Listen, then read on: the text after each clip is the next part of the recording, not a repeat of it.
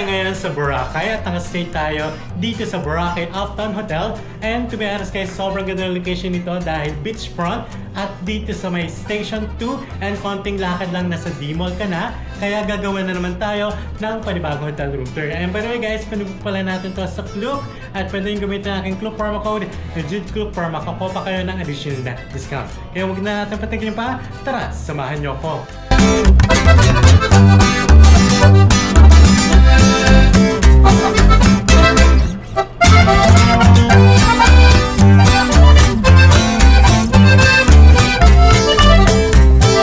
Alright guys, sa pagpasok natin sa ating hotel room, meron tayong open closet dito, meron tayong mga hangers and bathrobe, and dito naman yung kanilang hotel sleepers, and dito banda, meron din tayong luggage rack. Ngayon naman guys, meron tayong 2 queen size bed, and in fairness guys, sobrang laki ng kanilang bed. Meron din tayong center table, at dito nakalagay yung kanilang telephone, at meron din tayong mga outlet dito, at yung mga switch ng mga lights. And in fairness guys, yung kanilang TV ay smart TV. Meron din tayong complimentary suite dito na pulburon. And dito sa left side, meron tayong vanity mirror at meron din tayong working space dito at meron din silang outlet. And dito sa right side, meron na naman tayong another working space, pero dito nakalagay yung kanilang electric kettle and complimentary bottled water, and meron din tayong complimentary coffee. And kapag binuksan natin yung ating cabinet, meron tayong mini fridge. Ngayon naman guys, ang papakita ko sa inyo ay yung kanilang toilet and bathroom. Alright guys, so meron tayong malaking mirror dito. At ito yung lavatory. Meron din tayong complimentary dental kit, hand soap, shampoo, conditioner, and bath gel. And dito sa right side natin, meron tayong face mirror. And dito naman yung kanilang bath towel. And dito sa left side natin, ito yung kanilang toilet. And of course, meron silang bidet and tissue. At ito naman yung ating shower room. So meron tayong rainfall shower dito. And in fairness guys, okay yung kanilang toilet and bathroom kahit napakasimple niya, pero malinis and very spacious din. Alright guys, so yung standard check-in time nila dito ay 2 PM. And kanina, dumating tayo dito ng 12:30 PM after natin mag-check-out sa Astoria Boracay. And yung hotel rooms natin ay hindi pa available, so naghintay pa tayo. And yung kanilang check-out time naman ay 12 noon. And by the way guys, wala rin pala sila hinihingi na security deposit. Okay? And kanina, bumalik din tayo ng 1:45 PM, pero naghintay pa rin tayo around 2 PM. Doon palang binigay yung ating hotel key card. Alright guys, so pinbook pala natin to sa Klook at pwede nyo gamitin ang aking Klook promo code JUDKLOOK para makakuha pa kayo ng additional na discount. At ang pinbook natin ang hotel room 39 ng deluxe room with 2 queen size bed, good for 2 person for only 4,200 pesos with buffet breakfast. And tomorrow papakita ko sa inyo yung kanilang mga food options sa kanilang buffet. And by the way guys, if ever kung meron kayong extra person, nasa 1,500 pesos per box with breakfast. Alright guys, so nandito tayo ngayon sa 3rd floor para puntahan yung kanilang infinity pool at ipapakita ko sa inyo. So tara, samahan niyo ako.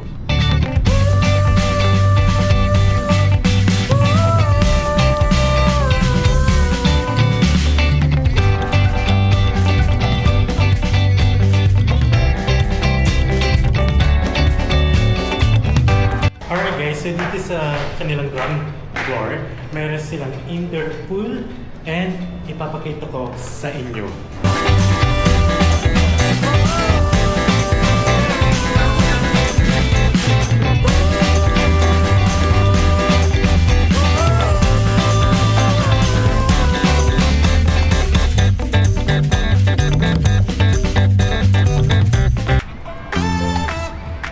Alright guys, so ngayon naman papakita ko sa inyo kung gaano kalapit mula dito sa Boracay Uptown papunta sa D-Mall. Alright guys, ito yung Boracay Uptown.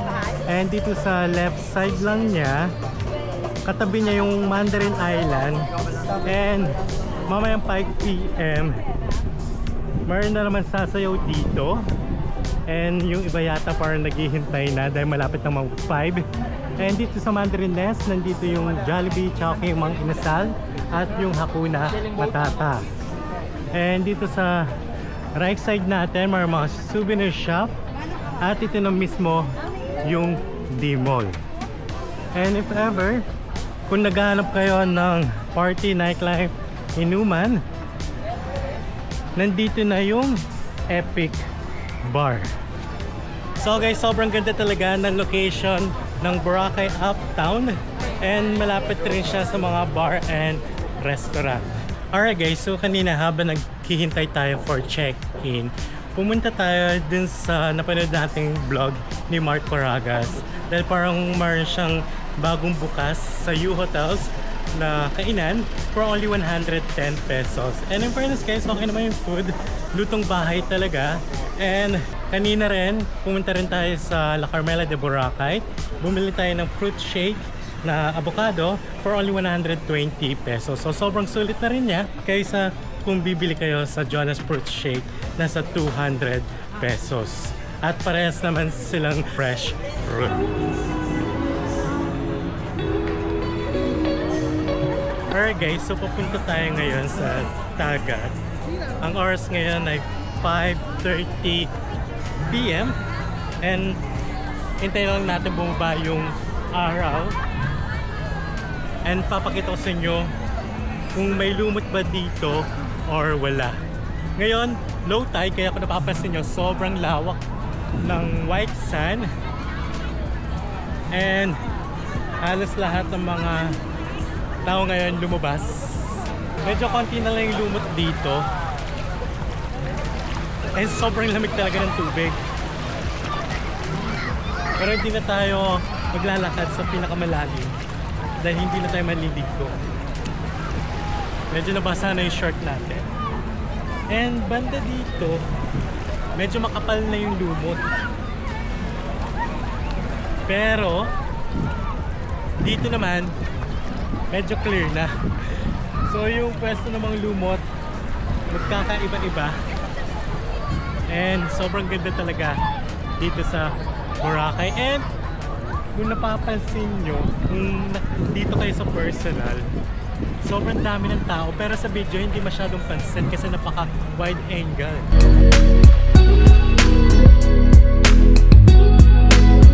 Alright guys, so papakita sa yung 360 view dito sa Boracay.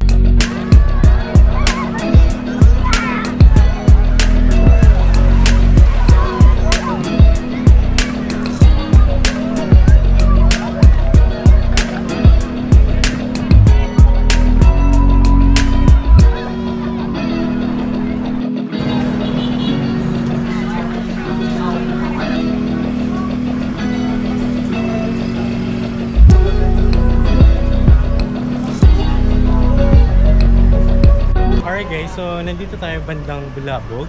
Lumabas tayo kanina sa D-Mall and magdi-dinner tayo dito sa Zugba Grill House. So tara, samahan nyo ko.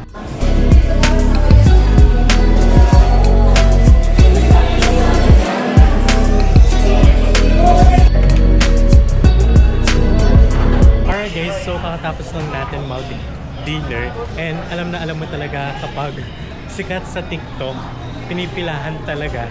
Pero kapag na-try mo na, parang hindi mo na rin babalikan. Pero wala pa rin talaga tatalo sa hotdogs. Alright guys, so mula dito sa Epic Bar, maglalakad tayo papuntang Boracay Uptown Hotel.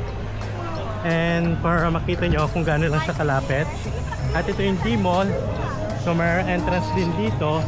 And katabi nitong D-Mall yung mga souvenir shop at yung Mandarin Nest. Kapag 5 PM maraming mga sumasayaw dito yung mga staff nila. And meron din dito Jollibee, Chowking, and Mang Inasal. And katabi naman ng Mandarin Nest yung Boracay Uptown Hotel. And mamaya 7:30 PM meron silang bar dance dito. So abangan natin.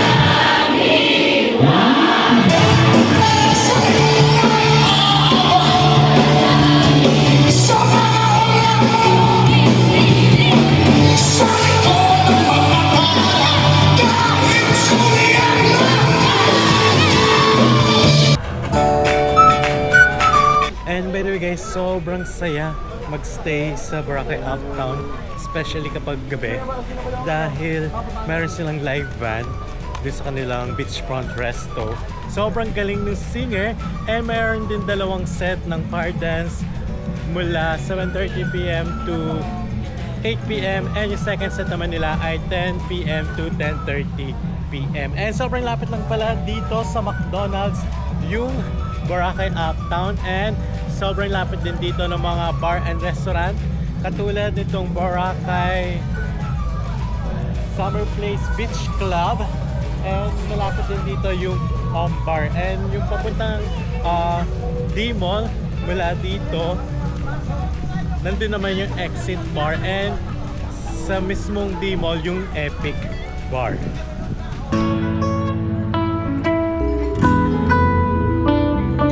Good morning guys! So ngayon, papunta na tayo ngayon sa kanilang resto para mag-breakfast, and ipapakita ko sa inyo yung kanilang mga food options sa kanilang buffet. Kaya huwag na natin patagalin pa, tara, samahan nyo ko!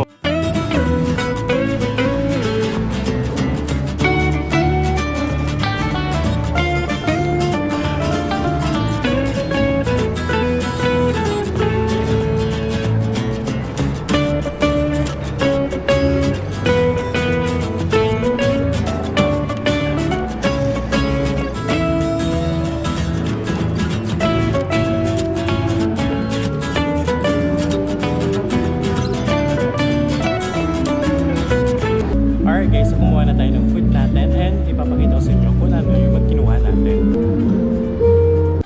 Alright guys, so kumuha tayo ng fried rice, longganisa, fried chicken, hotdog, tuna flakes, and vegetable, and kumuha na rin tayo ng fruits.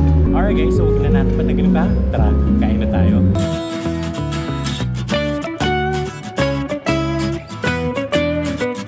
Alright guys, so kakatapos lang natin mag-breakfast, and kung kailan pa uwi na kami, mas lalong gumanda yung dagat ngayon dahil ngayong umaga wala nang mga lumot, at ngayon papunta tayo at papakita ko sa inyo. Alright guys, so sobrang ganda sana ng tubig ngayon at ang sarap mag-swimming, at kung napapansin nyo, totaling wala talagang lumot.